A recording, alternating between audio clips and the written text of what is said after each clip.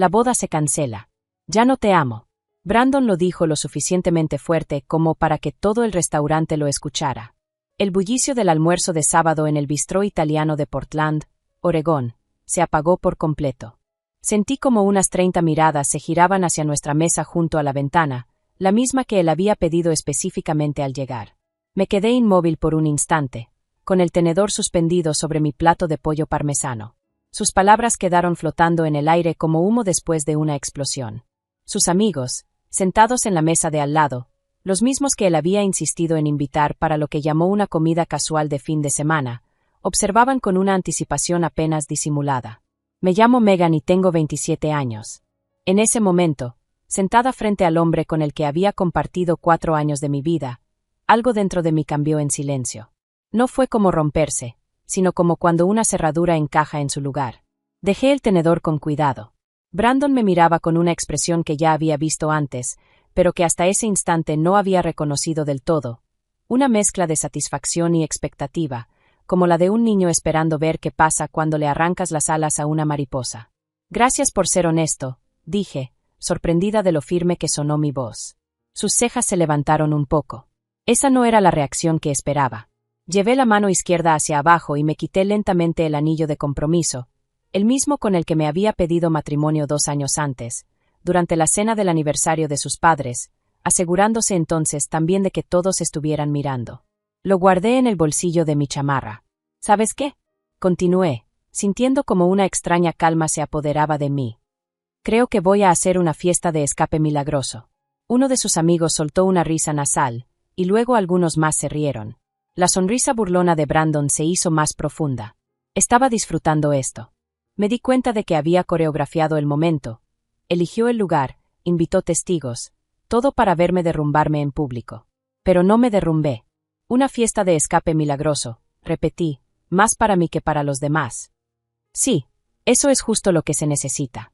Las risas se apagaron cuando notaron que no estaba llorando, ni levantando la voz, ni armando un escándalo como Brandon claramente esperaba. En lugar de eso, tomé mi vaso de agua y di un sorbo lento y deliberado.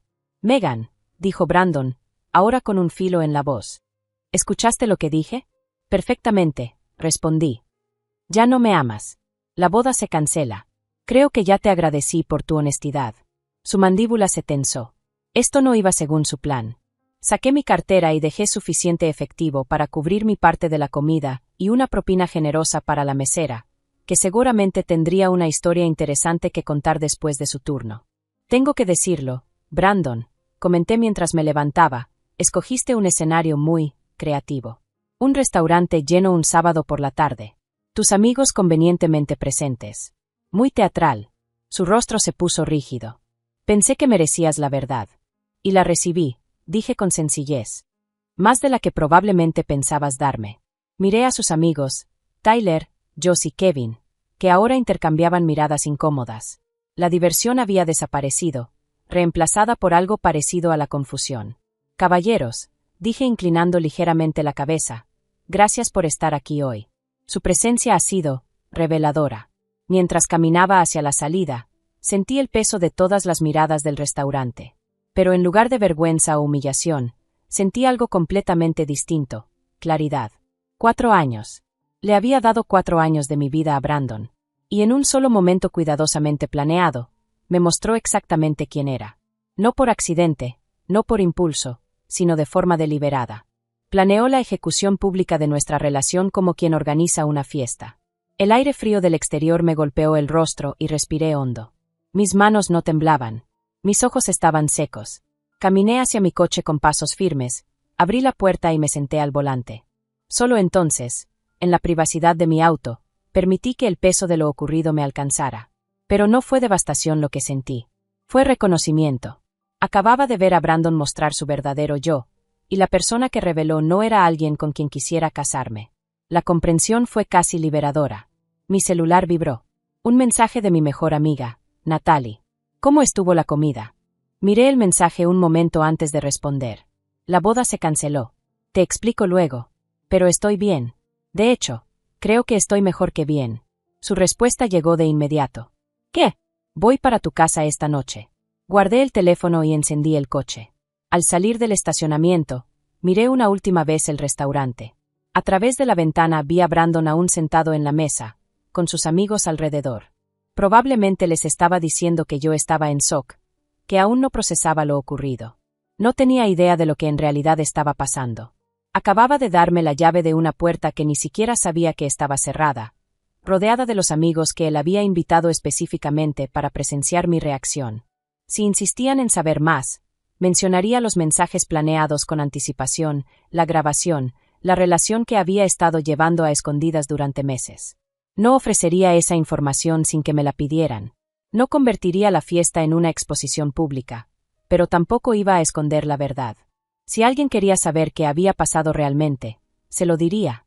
La coordinadora del lugar me ayudó a cerrar los últimos detalles. La fecha quedó para el tercer sábado de octubre, exactamente 3 semanas después del anuncio público de Brandon.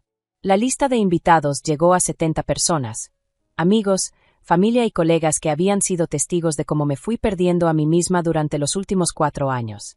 Mi mamá voló desde Denver 2 días antes de la fiesta. En cuanto me vio, rompió en llanto.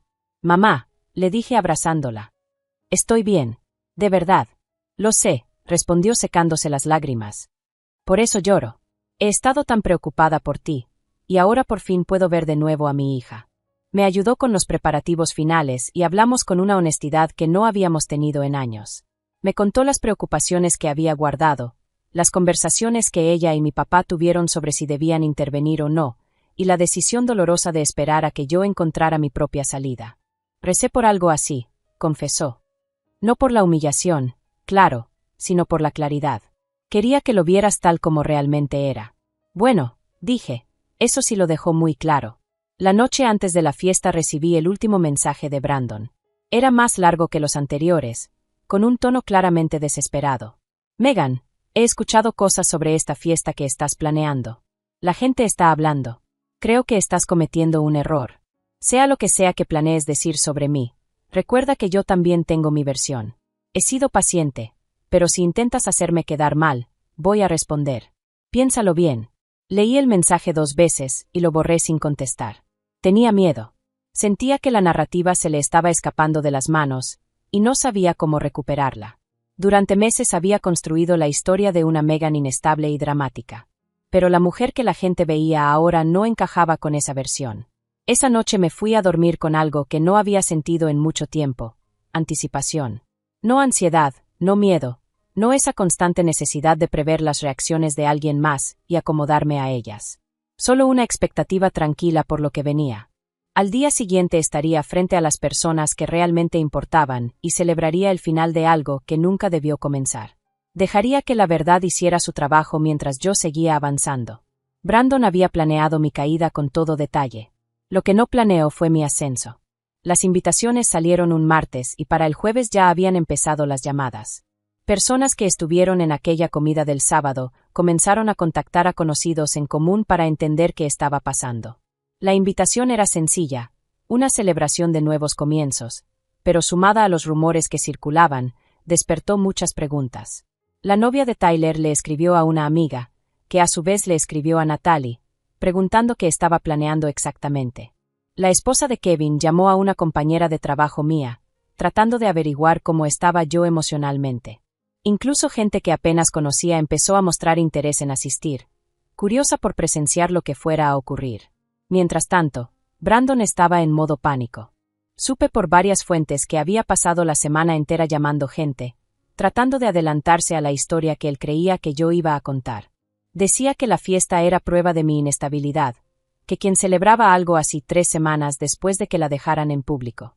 Insistía en que yo estaba teniendo una crisis, que era un grito de atención, que no debían fomentar mi comportamiento asistiendo.